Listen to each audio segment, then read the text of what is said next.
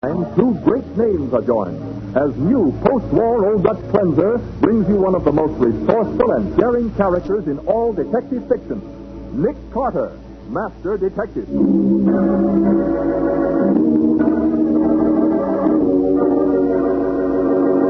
Nick, you aren't going to let them get away. I don't have any choice, Patsy. You bet you haven't.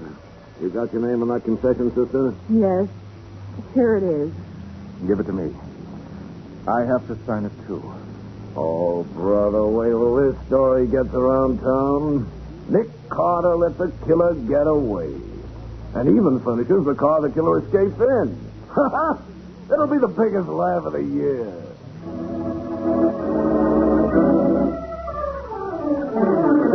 And now, the case of the absent clue. Today's adventure starring Lon Clark as Nick Carter.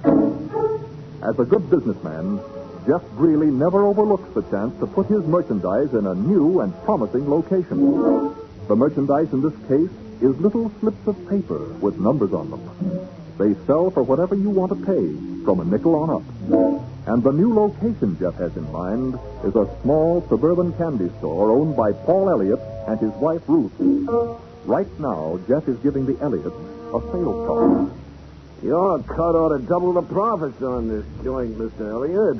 You'll get a big play from the kids at that school down the street. Listen, the numbers game is a racket. When I sink so low that I have to keep school kids out of nickels and dimes and start them gambling with their lunch money. Elliott, you got the only place in this neighborhood that fits in with my plan. Then you'll have to change your plan. There was another guy that didn't want to cooperate. Somebody busted all his plate glass windows one night. You can't scare me. The other guy wasn't scared either. It wasn't until after a couple of guys slugged him that he decided to play ball with us. Paul, phone for the police. Don't bother, Elliot. I'm going. But I'll call around again in a couple of days. Maybe you'll change your mind.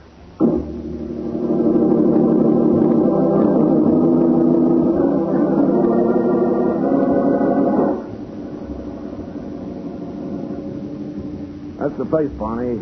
Slow down till I heave this brick. Easy now. Oh, bullseye. Now step on it.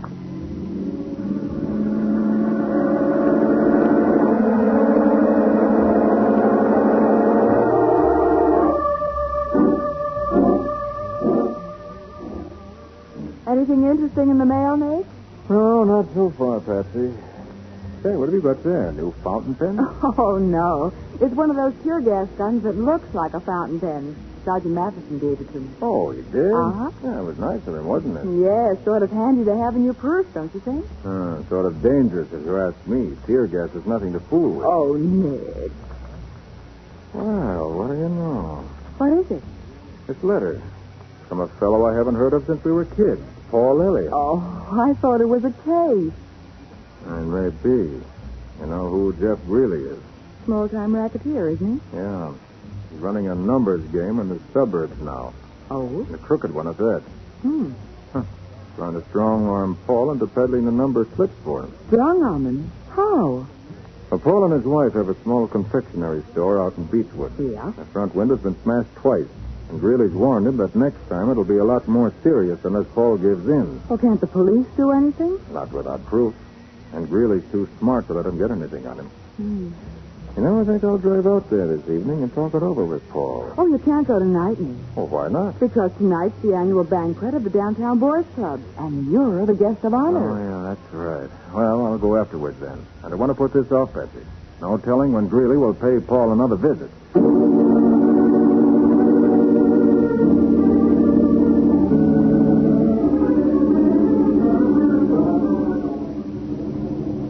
Oh, that's the store there on the right. The one the two men are coming out of? Mm-hmm. Well, you can park right behind that green sedan that the men are getting into. Oh, yeah, no. Hey, by George. Huh? The one with the yellow gloves. That was Jeff Greeley. Jeff Greeley? What? Do you think we ought to follow them? No, not now. I want to see what's happened inside the shop. Okay. Come on. Well, at least they haven't thrown any bombs or smashed another window. That's right. Well, I'm worried. Paul said Greeley promised him the next time it'd be more serious. Help! Please help me! Yes, what is it? Oh, My husband, he's here. Are you Mrs. Elliott? Yes, my husband, he's in the back there. Please do something. I'll go, Patsy. You stay here with her. Yes. Oh, Mrs. Elliott, what happened? Those men, the two that just left. They hit him. Now, don't worry. Everything will be all right. How is he, Nick? Shall I call an ambulance? No, that won't be necessary. You mean he's all right? I'm afraid not, Mrs. Elliott. Paul's dead. Dead? Oh, Nick, he's fainted. I shouldn't have broken the news to her so abruptly. Oh. Here, Patsy, take care of her. I'll call Mattie and tell her to put out a general alarm for Jeff Greeley on a charge of murder.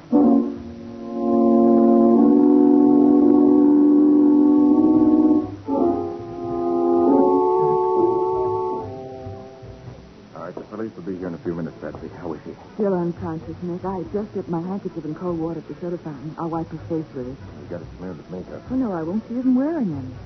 You mean that peaches and creamy face is natural? Of course it is. Some women are lucky. Oh, she's coming out of it. How do you feel, Mrs. Elliott? Who are you? My name's Carter. I'm a private investigator. I used to know Paul years ago. You said Paul was... Please, Mrs. Elliott, try to tell us what happened. Paul and I stayed late to unpack some new socks. He was opening the crates in the back room, and I was in the storeroom when Jeff Greeley and that other man came in. How long ago was that? Oh, it was only a few minutes ago. I heard Paul quarreling with him and the sound of a fight, and then... Yes? I came out of the storeroom just in time to see Greeley. The one who was wearing yellow gloves? Yes, that's him. He picked up the crowbar Paul had been using to open the crate, and he hit him with it. Did they see you? No, I don't think so. When Paul fell, he ran out the front way. Yes, we saw them leave as we drove up. Now he's dead. Try to control yourself, Mrs. Elliott, please. I used to nag him, but he didn't make more money, but it was only because I loved him and wanted to be proud of him. Of course it was. No, it's too late. Mrs. Elliott, if you can identify Paul's killers... I can. I saw them kill him, and I'll never rest until those men are in the electric chair.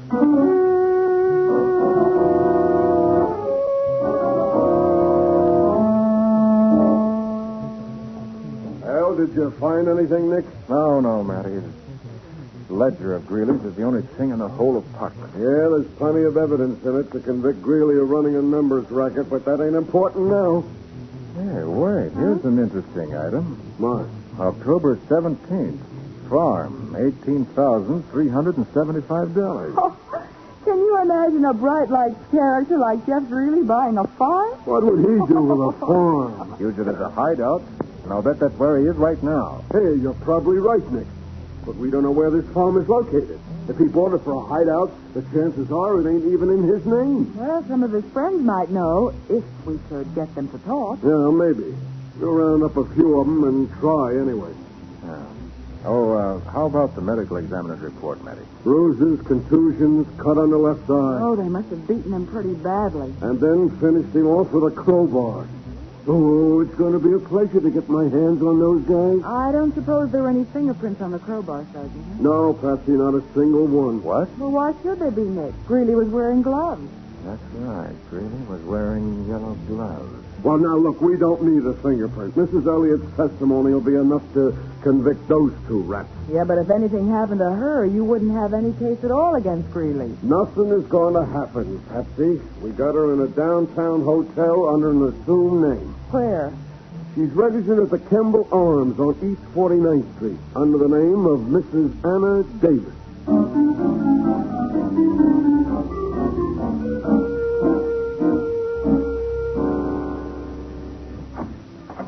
Yes?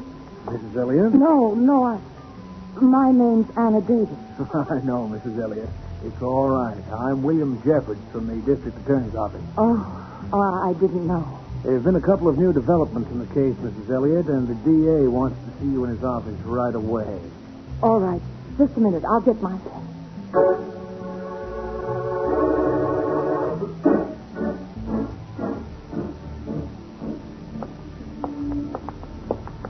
This is the car, Mrs. Elliott. Here, I'll open the door. Thanks.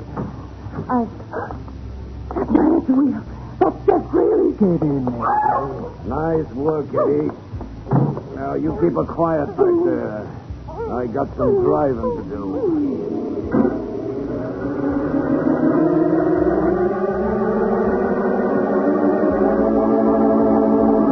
Swiftly, Jeff Greeley heads the car toward his upstate hideout, while in the back seat, struggling helplessly, is the woman whose story could send him to the electric chair, if he lives to tell it.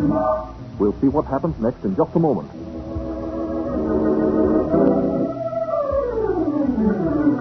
Now, back to the case of the absent clue. Today's adventure with Nick Carter.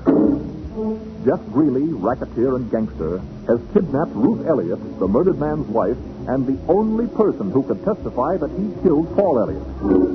At headquarters, Nick and Mattie have just learned that Mrs. Elliott has disappeared from the downtown hotel where they had her registered under an assumed name. Greeley did this, Nick. It's got to be Greeley. The doorman at the hotel saw two men force her into a car, but they got away before he could call a cop. There's no use getting excited, Matty. Oh, how long do you think Greeley is going to let her live? Knowing her story will send him to the chair. Well, how do they find out where she was, Sergeant? I checked that, Patsy. They used the old registered letter check. Huh? The man went to Mrs. Elliott's apartment with a letter she had to sign for personally, and the superintendent told him where she was. The superintendent? Well, how did he know? I told her not to let anybody know. Said that after she found what hotel we put her in, she called him and gave him the address in case of an emergency. Well, we've sure got the emergency. Now, you can say that again. We've got to work fast. Oh, sure.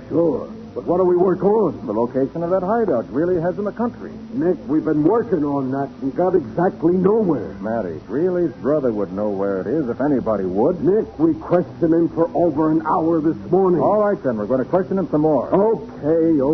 I'll have him brought up. But I tell you, it's no use, Nick.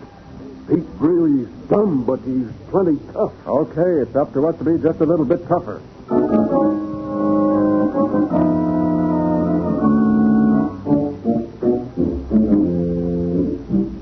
Will you guys lay off of me? I tell you, I don't know nothing. Don't give me that, Pete. Your brother Jeff bought a farm last October, and you know it.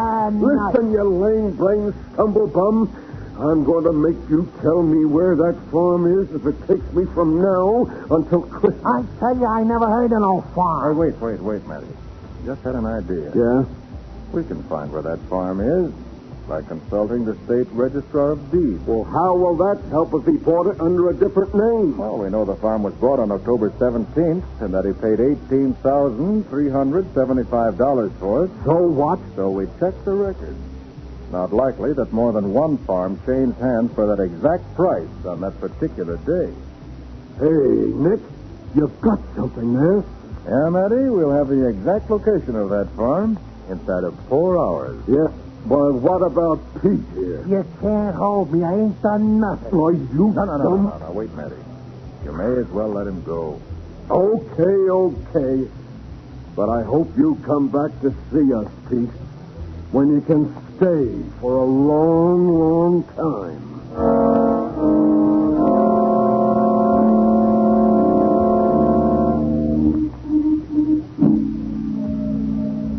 Hey, I want to send a telegram. Well, that's what we're in business for. Do you have it written out? Yeah, right here. And it's got to go fast, see? Naturally. Our telegrams always... what is this first word? James, James. It's a guy's name. Oh, yes, of course. James, Crane, is it? That's Graham. What's the matter, stupid? Can't you read? Well, Here, give me it. I'll read it to you. I don't want no mistakes. Yes, that would be best. James Graham, Rural Route 6, Box 124. Rural route? Oh, there'll be an extra charge for messenger service, unless they have a phone. Okay, stupid. So send a messenger. They got no phone. Horton's Grove, New York. Dear James, your friends from downtown are coming up to see you. Never mind that, Pete. I'll take that. Cutter, where'd you come? I've been trailing you ever since you left headquarters. Why do you think we let you go? Just a moment. I'll have to have that paper. Forget it. I'm going to deliver this message personally.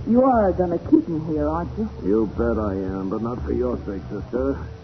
I just want everyone to know that somebody finally got the best of Nick Carter. What do I do with this, Nick, now that I've signed it? Well, hand me the notebook and pencil. I have to witness it, too. Wait till it gets around town that Nick Carter let a killer get away and even furnished you with a car to get away in.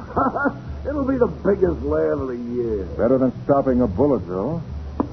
Oh, I broke the point on this pencil. Patsy, let me have your fountain pen. My fountain? Yes, you have it in your purse, haven't you? Oh, yes, of course, Nick. Hold it, sister. What's the matter? Just toss that purse over here, baby. I'll get that fountain pen for him. Oh, all right. Here. That's a go. I just want to make sure you didn't pull any tricks. Here's the pen, Carter.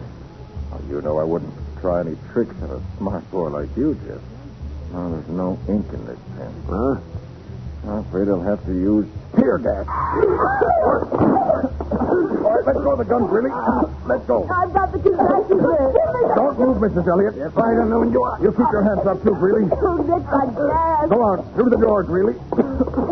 We'll wait for the rest of your gang out where there's some fresh air.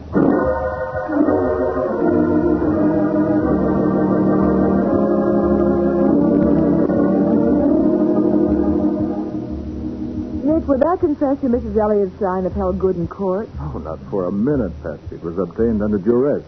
But the one she signed when we got her to headquarters will hold good anywhere, especially with the proof we have to present to a jury. And I suppose that clears Jeff Greeley completely. Clears him of the murder charge, but he still faces a sentence for extortion, assault and battery, carrying a gun, operating their numbers racket, and kidnapping. Golly. It's going to be a good many years till he'll be a free man again. How did you know he didn't kill Elliot? I didn't know. But I began to wonder when Mrs. Elliott overdid the heartbroken wife act by pulling that phony faint. Phony? Why, it looked perfectly real to me. Ah, but it wasn't, though. When you faint, Patsy, the blood rushes from the head and you become very, very pale. Oh, so that's why you were surprised that her makeup didn't come off when I bathed her face. Mm-hmm. She still had that peaches and cream expression. But that wasn't any reason to accuse her of murder. You must have had another clue. I did. A clue that wasn't there. A clue that wasn't... Oh, what do you mean? Remember, there weren't any fingerprints on the crowbar that Paul Elliott was killed with? Well, why should there be any?